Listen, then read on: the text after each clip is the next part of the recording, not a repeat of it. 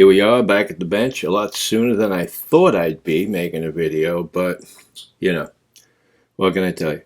So let me get my mascots out of the way. Yeah, these, by the way, are my mascots. So what do we got? These are my new barber home. This is not like world-breaking news. This is not going to change your life. It's not going to prevent the earth from spinning on its axis. And it's not going to, make or break your day in typical sense. This one needs to be a little finished on the corner. Anyway, so I make these here, and I'm selling them on Etsy. I have a few left of these. I'm transitioning to this size unless people clamor for these. That one's actually upside down. So, they're not perfect. I make them myself. They're not, something you'd get from Naniwa. You'll find holes in them. The edge, when you get it over here, like I'm going to do some precursory finishing and stuff, but when you get it, if it's not perfect, you'll have to do some work like you do with a regular hone. The thing is, right, like you're not going to have to lap it. Lapping this is like, you don't need to make these perfectly flat, which goes against my normal credo, okay? But you're not using these in a progression. You're not following up like on an 8K with these.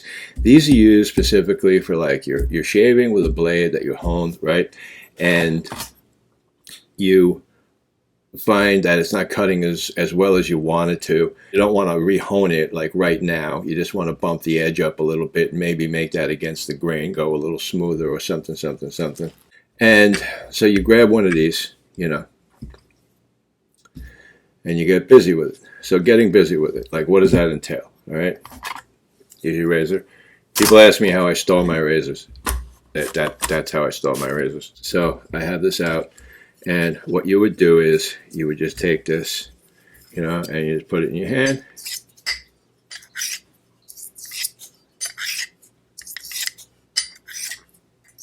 You're making contact here. Maybe not perfect contact all the time, and if you felt the need to do that, I suppose you could, but then you're going to have to polish the surface up, and it's a pain in the ass. You don't need to do it. It's going to work just fine. Okay, done a lot of testing. Just like a Swati didn't leave the factory like in perfectly flat condition, and when you buy them today, they're still all over the place. And yes, I will take a Swati and I'll lap it down, mostly because I have to resurface it because it's dried out. This was just made. It doesn't need that type of attention. So anyway, you do like 4 or 5 laps. Do not do a shit ton of laps. You'll screw your edge up. Do not use this hone to save mediocre honing. You cannot bring a mid-range edge in and expect this to make your life better. Probably bump up the sharpness, might accentuate the roughness. So now you just have like, that irritation thing going on. Kind of like the Shapton 30K glass stone, okay? Now, I don't have that full-size plate anymore. I have this jammy, the .447, and I use this. I can tell you that it's a very fussy stone. And this is a little fussy too, just less fussy than the Shapton. If you do too much work on the Shapton, your edge will not be happy, all right? You just need to do a few passes. Same with this, a few passes. Do 4 or 5. Check the sharpness with a shave, and if you think when you're shaving, maybe I need a little more, give it like, 3 to 6 more passes and see how it goes. Don't just head into this, I'm going to give it 20 passes, and then like be on the phone, Keith, my edge is like really like rough. Because I'm telling you not to do that. I remember my pastes. I tell everybody, don't use a lot of paste on the strop. Don't do a lot of passes on it. Some guy buys it and he says, I did 7 and then I felt like it needed more. Look, you don't know shit. I'm telling you, don't do more. He did more and it was a little rough, and it's like, don't do that. I know my stuff. If I say don't do a lot of passes, I freaking mean it, okay? Anyway, I put a lot of work into these, and a long time coming, and it started with my pastes, and you remember like my paste. I have like Purple Haze, I got the White Lightning. These are great products. People bought the Purple Haze thinking they were going to be able to shave hairs off of Caterpillar's eyebrows. And I have told everyone, if your edge is not like wicked perfect, and super refined, then this isn't going to help you. It's like, Nelson uses it sometimes when he's finishing, and it's like a perfect case scenario. It's not, just this thing you do, and all of a sudden, wham, bam, thank you, man. White Lightning's a lot more forgiving, and it's a lot more smooth and everything for a number of reasons, mostly like what's in it. But it's not quite as fine, but it'll do the job for most people. Anyway, in the process of formulating these, well, actually, I was formulating this, and I came up with the pastes first. But what I learned in the process of making these turned into this. So that was the goal the whole time. People ask, oh, what's it made out of? Look, do you know what's in your naniwas? I don't, and I'm in contact with these manufacturers, and like I have an account with Saint Gobain. I have a contact person, and I talk with them regularly. Ironically, what's in here isn't made by them. But I did use some of their product at one time. But I made some contacts there. And I have to lap this corner out. It's brittle. This will shatter. It will shatter badly, so you can't drop them. Okay. All right, what's in it? What's it made out of? The community, the shaving community, everybody wants to investigate everything somebody does. They got to have opinions. They got to evaluate it. They got to go out on the wire and share their whatever. The bottom line. Okay, I'm not giving people the method or the ingredients or anything here for a couple of reasons. Mostly because making this, I personally I'm flirting with disaster. I'm not going to make a lot of them. I'm working within a couple hundred degrees of flash point, and if I blink, I'm going to have a problem. I'm very meticulous. I'm very OCD with all of this stuff, and I literally turn the world off when I make these, and I sit right there on top of it. People ask me about tube amps. I won't talk to you about tube amps on the internet. Okay, I've gotten jammed up bad with DC voltage. You can die from the voltage in a tube amp. I'm not going to give people any info on working on tube amps because I don't believe that everyone's capable of handling that information safely. And I don't want to be a part of somebody dying. I've had my arm locked up with probably 125 to 250 volts DC. It's like a bear clamp on you. It's not like AC where you can pull your hand back. You are just locked. I don't share info, right? Too many horror stories. Same thing with this, right? Is what it is. I'm going to make some of them, and I'm going to move on to another project. This little chip over here is driving me nuts.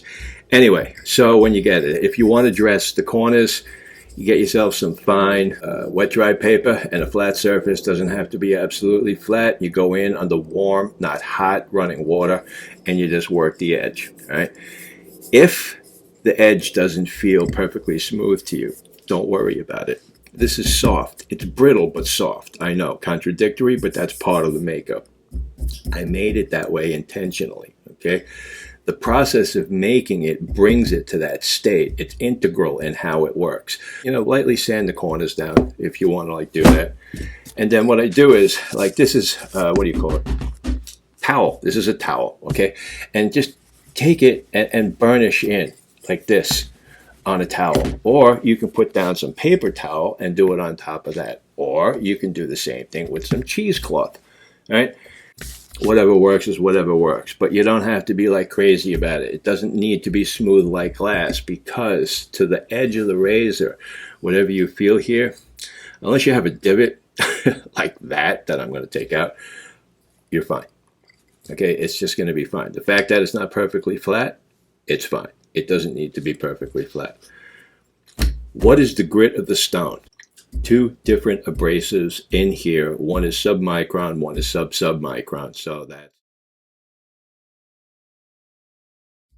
it doesn't mean that those numbers give this a grit. It doesn't work that way. When I compare this to this, right? Face feel is better. Cutting efficiency is about the same. Under 1 micron mixed with stuff that's, under 1/10.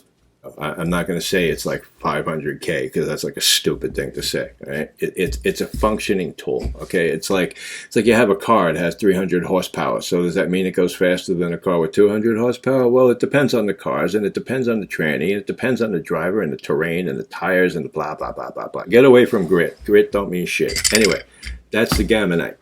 Gammanite XXX. This is the XL version, large version, whatever. It's going to be the only version at some point.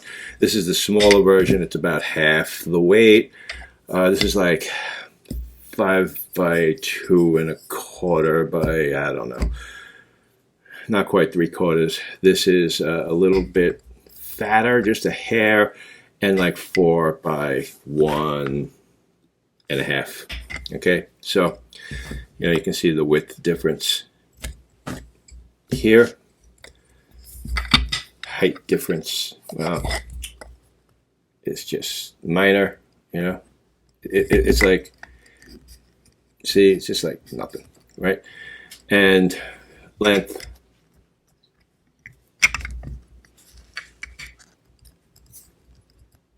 This works fine.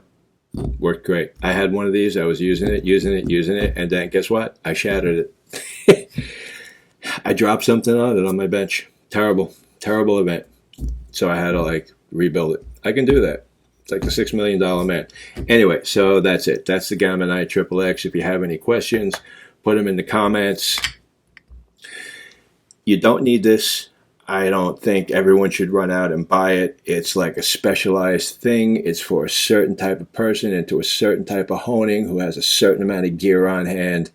I don't think it's good for a beginner because beginners never pay attention, and every beginner is going to take this and do like 40 laps and be like, what happened? All right? It's really more for a seasoned user, people who like, used to use barber hones or tried barber hones or like whatever. You just you have a Swati or something. It's like, this is a modern version that's like way finer. Way better than a Swati, way better than my Frictionite, way better than a Lakeside, way better than every other single barber hone I've ever tried, and I think I've tried them all. So that's it. All right. So anyway, listen, it's all about having fun. All right. Sharpening razors is all about having fun. That's all this is. It's like you're rubbing steel on a rock, or in this case, this man-made slab of whatever, Huda. Family first, health first, take care of all of that good stuff, then get your stones out on the bench, make some good edges, do some good shaving, and, enjoy your life. Keep things peaceful, stay serene, and until next time, take care. Talk to you soon.